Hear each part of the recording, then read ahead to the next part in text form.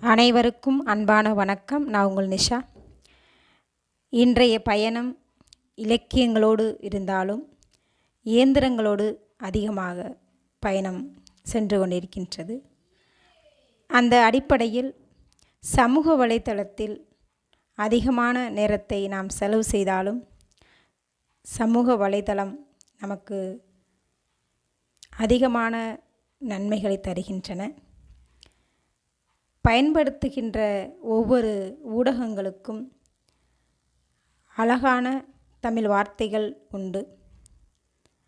அதில் சிலவற்றை அலசி ஆராய்வோம். வாட்ஸ்அப் புலனம், யூடியூப் வலையொலி, இன்ஸ்டாகிராம் படவரி, வீசாட் அலாவி, மெசேஞ்சர் பற்றியம், ட்விட்டர் கீச்சகம், ஸ்கைப் காயலை, டெலகிராம் தொலைவரி, ப்ளூடூத் ஊடலை, வைஃபை அருகலை, ஹாட்ஸ்பாட் பகிரலை, ஆன்லைன் இயங்கலை, offline முடக்கலை,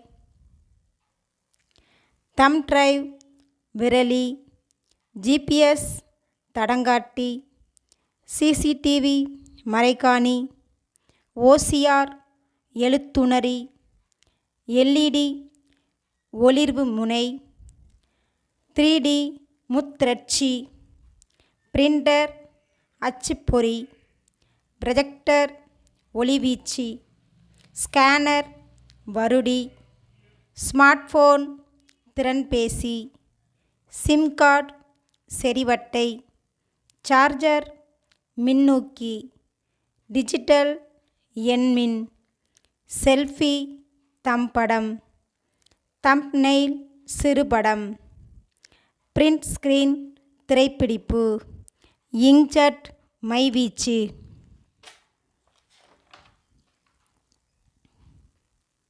laser சீரொளி, text பணுவல், webcast வலைபரப்பு, net banking இணைய வங்கி சேவை, ஸ்பாம் மெயில் குப்பை மடல், கம்யூனிட்டி மின் சமூகம், இது போன்று பல வார்த்தைகள் உண்டு. பிறகு பார்க்கலாம். நன்றி.